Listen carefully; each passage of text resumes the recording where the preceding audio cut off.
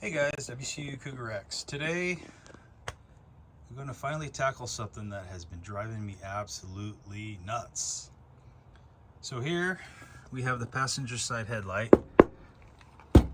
that, as you can see, is full of condensation because it's got water in there. So I suspect seeping in between the lens assembly and the housing assembly. And if you can see, here's the little separation here between the two. Now from what I could see, it's like a tarry type substance that's in there. And apparently, you know, through all the years of being in the sun and whatnot, has been breaking down, causing water to infiltrate the housing here. So what I did was, we took off the driver's side, and that's what I'm currently working on. It is held on by two metal clips, as well as a series of tabs that go all the way around the housing. However, these little rascals are like those tamper-proof screws that I'm sure they make a special tool for to get these off, but there's 1, 2, 3, 4, 5. Is that it? Just 5? 5 of those little buggers that aren't allowing me to get inside this thing. So here's some of that material. So I suspect the material has slowly melted from the top of the housing and kind of worked its way down to the bottom, leaving the top of the assembly open to whatever that wants to get in there. So what I'm going to do is crack this baby open and see if I can't seal it, because I really don't want to spend money on a set of new lights. Now, when I go and put stuff on a car, doesn't matter what it is, in this case headlight assemblies, I tell you what, nothing beats OEM stock parts. In the past, I have purchased aftermarket headlights for different cars, and I'll tell you what, every single one of them leaked right off the bat, and you end up just getting RTV out, and it just makes a nasty mess. So rather than go down that route, I'm just going to fix what we do have. I did price these out through Subaru, and they are $355 a pop. $355 a pop. So I don't know about you, but I don't have $710 laying around to do something with this. So what I'm going to do is just recondition what we do have. I mean, there's nothing wrong with them other than it's leaking, but that's going to happen with any headlight assembly when that adhesive or sealant or whatever it is that bonds the two parts together breaks down. So there's no crack in the assembly, it just has the normal wear of plastic, which you can just use a headlight restore kit on this plastic. All right, so what I'm going to do right off the bat, I'm going to use this Dremel tool, and I'm going to notch out these tamper-proof screws and see if I can just get a regular screwdriver on there to back them out. All right, stand by. All right, so got them all notched out. Okay, I'm a one-arm bandit today. Holding the camera, using my forearm, my arm to hold down the assembly, put the screwdriver in. We'll see if this actually worked.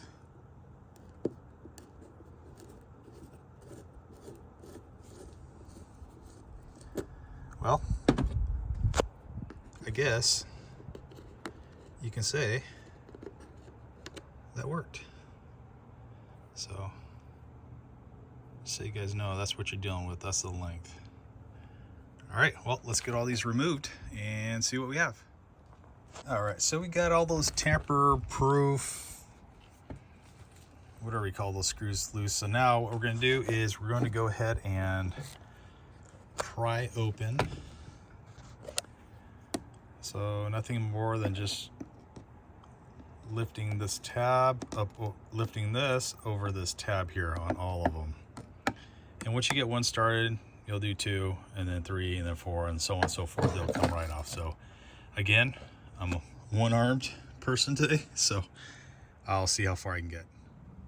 Okay, so there wasn't much holding this thing together, and which explains why there's so much water in here. But the glue, the factory glue, that's white stuff here,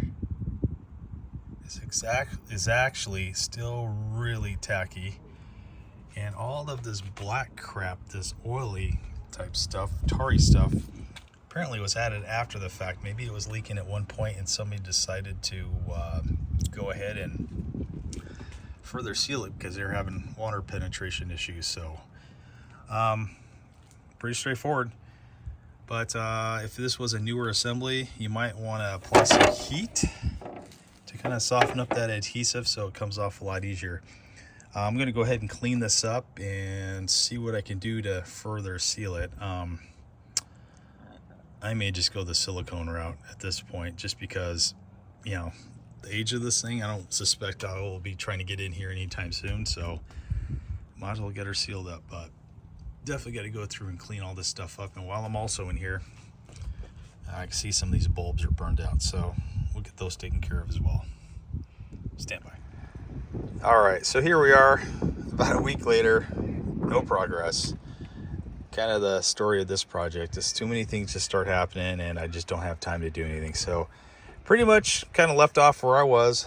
Got these both headlight assemblies torn apart. I was working on cleaning the inside channel here, get that old gray silicone gluey stuff off. And quite literally, when you start at one end, the whole thing would just start to peel up. So removal was quite easy. Now we just have to go through and get rid of all this tarry crap. But what I did find out, it wasn't actually a silicone based thing like I thought it was. Apparently it's a butyl rubber. So this is what I ordered on eBay. It comes in gray and it comes in black. And my understanding is if you have chrome on the inside of your headlight assemblies, you want to go with the gray route. If you have it more darker, then go with the black route. So here's a little information on it. Retro rubber butyl. So it appears we're gonna have to, once we get this thing put on or put together, we're gonna have to throw it in the oven for 7 minutes at 265 degrees Fahrenheit. So, which will hopefully seal it. I got to thinking, I probably could have gone that route by just taking them off the car, put them in the oven to reseal, and then I probably would have been okay, but I don't know. There was a lot of that black crap, like I said, that was getting in there, and it was kind of infiltrating compromising the seal, so I have a feeling that's why the water went in there. But for the most part, you know, got one little chip there. But the insides of these assemblies are actually, they look pretty decent. You know, having all that water exposure in there really didn't mess around too much with it. I'm really surprised. So what I'm going to do is, it's going to be a little tricky cleaning this up. I don't know if I should clean it up because I know I'm going to end up scratching it up some. So I'm going to go inside and see if I can't find one of those eyeglass cleaner lint-free cloths and see if I can't get some of these water spots. I don't know if you can see that, but you can see all the little spots up there. I know if I don't clean that up, it's going to drive me absolutely nuts. So we'll get that taken care of. And then the next question is,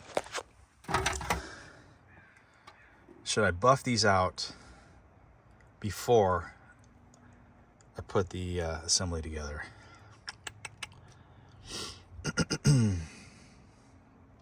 I'd rather do this before it's on the car instead of having to tape everything around it. You know what? I think that's what I'm going to do. I'm going to go ahead and clean these up first before I do anything else. And then once I do this, then I'll clean these headlight assemblies. All right, stand by. All right, next question. What am I going to do to polish this baby up? Well, I could go down and buy one of those expensive headlight restoration kit, and I probably would do that route. However, I do have sandpaper here available. So what I'm going to do is I'm going to start off with 1500. Go over this entire assembly first. If that doesn't really do much, I can use some 800 here that I have. use one of those two first, and then just kind of step it up to the 2000. I got two things at 2000, and then finish it up with the 3000. Then once I do that, I'm just going to get some polish that I use on the paint and polish this thing up, and then finish it off with some kind of UV resistant clear coat. If you don't apply that clear coat, the UV resistant, you're going to be back to square one. It's going to start to turn yellow and stuff. So you definitely have to do some kind of after treatment once you do get everything all buffed up. So, all right, here we go. Okay, so I decided to start off with just the 1500. I didn't have, it doesn't take much to get this material off. And I don't know if you could see that, but this stuff has a yellow tint to it. So I think my yellowness is starting to come off. So it didn't take a whole lot. So I'll continue a little bit. I'll rinse it off and we'll see what it looks like after just using 1500 grit. All right, so I just got done. Obviously I did the 1500 grit, just did the 2000 grit. And as you can see, there's some fine scratches. So I'm gonna go ahead and use a just a regular old car polish. From my understanding, you could use any car polish. So, and I have this old thing. I do have a one of those polishers, or the ones that go up and down versus this is a circular. I'm sorry, I don't remember what it's called, like a reciprocating type of polisher. I'm not going to use that on this just because the surface is so small. So I'm just going to use what I found in the garage and just use my my Bosch to try to buff it. So here I am, just have it sitting here in the grass. Got a little rag here to kind of support the edge up there that's so far off the ground. So, all right, well, I'll show you the finished product once I get these both buffed up. All right, stand by. All right, side-by-side comparison using car polish. And this one hasn't had car polish on it, obviously, but wow, turned out really great. So you guys can restore your headlights without having to spend a fortune. All right, we'll continue on. All right, so I went ahead and took the insides out. I guess I could have shown you this earlier, but quite simple. Series of 3 screws, 1, 2, and 3. You take those out, and then this whole assembly comes out, and you can clean up the inside of the lens, which I had to do because all those years having water in there, I had water spots. I'm not going to fix that. Probably should, but yeah, I'm not going to. As you can see, it's the little black trim on the inside is a little bit crinkled, but you know what, kind of beyond that, I just want to get this thing put on. So I went ahead and cleaned up all the chrome on the inside. And now what I'm going to do is take this butyl rubber. Actually, it's a bit hard. It's almost like a I don't know, like a Charleston chew type texture to it. Anyways, what you're going to do is to apply it to the inside of the channel, and looks like it's just the right width to actually fit in there, so no problem. So you go around the entire border of the assembly on both sides. Once we get that in, then you can go ahead and marry the two halves together. Make sure your tabs are nice and clicked. Put your two metal bands. And then we're going to throw them in the oven, and we'll get into the specifics once I do that. So, all right, I'm going to go ahead and put down the strip in here. And you want to make sure that you cover every centimeter, every millimeter in here, and make sure you have a nice joint. And something to kind of think about is obviously you're going to have a split in this, so it'd probably be a good idea to have that split happen toward the bottom of the assembly, just so you have that protection on the top when the water starts coming down from your grill or from your hood or whatnot. So it's best to have it down toward the bottom, or even, I don't know, maybe off to the side would be better.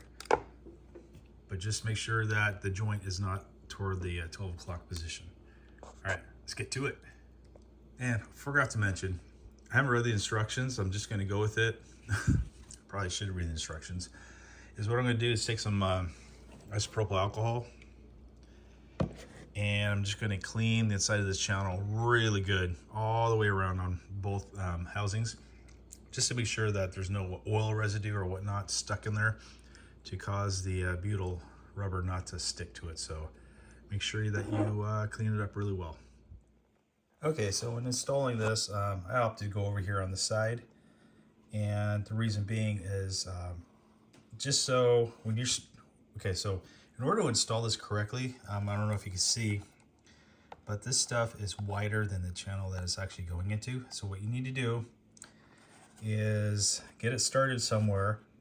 Basically put your finger down here, and as you do that, you're going to stretch it in order to make it go from to basically narrow it so you can get it down into this channel. Don't get in a hurry. Just make sure it's coming in full contact down below, and that it's actually coming in contact with each of the sides. So you don't want to stretch it to make it too narrow. You want it just wide enough to get inside the channel to go all the way around. All right, let's continue. Okay, so we have our rubber pushed into place. As my son just said, has a consistency of like Laffy Taffy. So just make sure that every corner, especially right here, this corner looks like it's wanting to come out. But make sure everything is sticking on the other end. If not, it will be sticking because you're going to sandwich this onto here. So, all right, I'll do that right now. Okay, so I just got her out of the oven. Right now what I'm going to do is just tighten down these screws even more, and just firmly push down to make sure the two halves really melt into that rubber. All right, once everything is cooled down, it's basically ready to install. But here I am inside the house. Just running tap water over from the sink here. Just make sure there's no leaks, because nothing's more frustrating than getting everything buttoned together and boom, you got a leak. At least this way I can still rip it apart and redo it if I need to. But let me flip this thing over. I'm actually getting the water all over the place.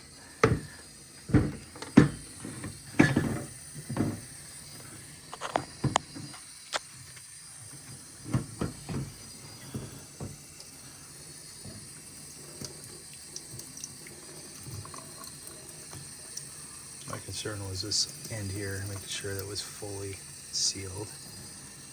And from the looks of it, flip this thing over, let's look down the corners.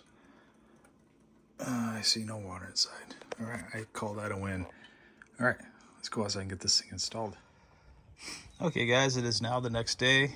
Got everything all buttoned up. Well, I mean, somewhat buttoned up. All these clips that hold these trim pieces on, every one of them broke on this side. So, well, which is okay, because I plan on having this front bumper off again shortly, just so I can install some kind of an off-road light of some sort for nighttime rallycross. So, not sure if I'm going to go with the Hella 500s or the 400s or whatever they are. The big round ones, or if I'm just going to put an LED strip on the front. But I do like the classic round rally off-road lights. I think it would look pretty cool on this thing, given its age, so it won't look so out of place. But I need to figure out what kind of a bracket I'm going to use. I was thinking about maybe using like an angle iron, attaching basically where the license plate bolts go through. I plan on putting really long bolts to go into the bumper frame there, so it's more sturdy. Anyways, that's a project for another day. So this pretty much concludes the headlight restoration / reseal project. All right, WCU Cougar X out.